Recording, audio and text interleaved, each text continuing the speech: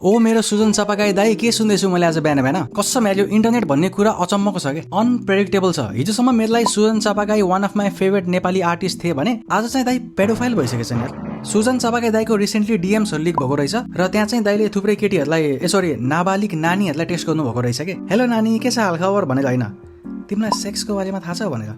I mean के हो दाई यार, झ्याम्मे जाला पानीमा हो आँखा लड्यो नानीमा, मनै मनमा माया टिन पाते भइदियो। दाइले हामीलाई गीतको नाममा हिन्टहरू त दिइराख्नु भएको थिएन नि यत्रो वर्षदेखि। अझ भ्यानिस मोडमा मेसेजहरू पठाइराख्नु भएको छ क्या, टेक्स्टहरू आफै डिलिट होस् हेरेपछि भनेर। के भन्ने यार, दुःख लाग्छ। लाइक सिरियसली सुजन दाइको आवाज र उहाँको गीतहरू मलाई एकदमै मनपर्छ क्या, र मलाई मात्रै होइन नेपालभरि सबैलाई मनपर्छ। स्पेसली उनको स्वेटर भन्ने फिल्म आएपछि त आमामा उहाँको पपुलारिटी स्काई रकेट गरेको थियो क्या। Sujan Chapagai is one of the best musicians of Nepal, no doubt.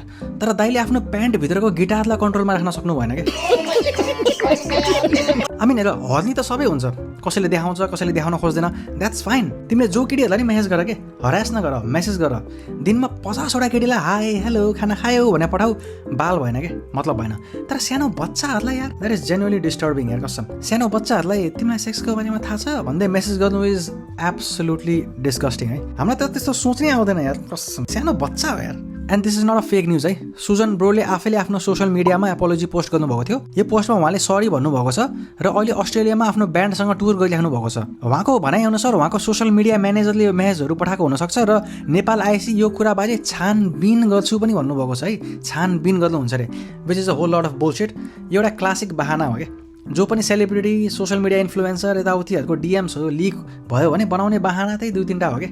मेरो म्यानेजरले पठायो होला, त्यो स्क्रिनसटहरू फेक हो, मेरो आइडी ह्याक भयो, एसेट्रा एसेट्रा। सुजन चापागाई दाई you need some serious help man. किनकि बच्चाहरूलाई त्यस्तो मेसेज पठाउनु भनेको त like you get turn down by kids भनेपछि सुजन चापागाई दाईको अगाडि बच्चाहरू सेफ छैनन्। It's sad man. मान्छेले जिन्दगीभर दुःख गरेर नाम कमाउँछ है, र यस्तो कुराहरूले गरेर आफ्नै जिन्दगी बर्बाद हुन्छ क्या। And is not the only one. Paul Shah, Sandeep लामिछानेहरू पनि यस्तै केसहरूमा त फसेका भन्ने हो। यिनीहरूलाई केटीहरूले नै फसाउन खोजेको होला, तर यिनीहरू पनि त केही पाइन्छ कि भनेर त गएको हो नि होइन र। त्यो भनेको त आफूमा कन्ट्रोल नभएको हो नि त। त्यसले म भन्छु आफ्नो प्यान्टभित्रको बन्दुकलाई कन्ट्रोलमा राख, नत्र जिन्दगी बर्बाद हुनसक्छ क्या। चाहे तिमी जति पनि ठुलो मान्छे किन नहोस्, लस्ट भन्ने कुराले मान्छेको जिन्दगी बर्बाद गरिदिन्छ। र एउटा क्लासिक केस पनि हो क्या। हाम्रो वरिपरि हेर न, समाजमा कतिजना मान्छेहरू छन् जसको बुढी छ, छोराछोरीहरू छन्, सुखी सम्पन्न परिवार छ, तर त्यो मान्छेले त्यो सब छोडेर अब केटीको लैलैमा लागेर आफ्नो जिन्दगी बर्बाद गर्छ, आफ्नो परिवारको जिन्दगी बर्बाद गर्छ। यस्तो केस त हामीले कति देखेको छौँ क्या। आई थिङ्क सबैले देखेको छ यस्तो केस, सबैको समाजमा हुन्छ यो कुराहरू। त्यही हो, आफ्नो लस्टलाई कन्ट्रोल गर्न सक्यो भने चाहिँ जिन्दगी राम्रो हुन्छ, नत्र बर्बाद हुन टाइम लाग्दैन क्या। चाहे तिमी जति पनि ठुलो मान्छे किन नहोस्। त्यही हो साथीहरू, यो न्युज सुनेर मलाई चाहिँ साह्रै दुःख लाग्यो। तिमीहरूलाई कस्तो लाग्यो मलाई कमेन्टमा भन। र वान मोर इम्पोर्टेन्ट थिङ, यो मान्छेहरू कमेन्टमा गएर उनीहरूलाई हरास गर्ने काम चाहिँ नगर है। हामी न पुलिस हो न जज हो न केही हो, हाम्रो राइट छैन क्या मान्छेलाई हरास गर्नु। त्यसले हामी चाहिँ त्यस्तो हुन्छ नि आमा बाउको गाली गर्ने, डेथ थ्रेट्सहरू दिने, यताउति काम चाहिँ नगरौँ, हाम्रो काम होइन त्यस्तो। तर हामी र अरू मान्छेमा केही फरकै हुँदैन, हामी पनि क्रिमिनल नै हो। Cyber bullying is also crime. यदि यो कुरा पनिसेबल छ भने चाहिँ उहाँले पनिसमेन्ट पाउनै पर्छ, र आई थिङ्क उहाँले पाइसक्नु भयो। यस्तो खतरा मान्छे यार, सबैले इज्जत गर्ने मान्छे इज्जत गुमाइसक्नु भयो। त्यही हो साथीहरू, आफूमाथि कन्ट्रोल हुनुपर्छ।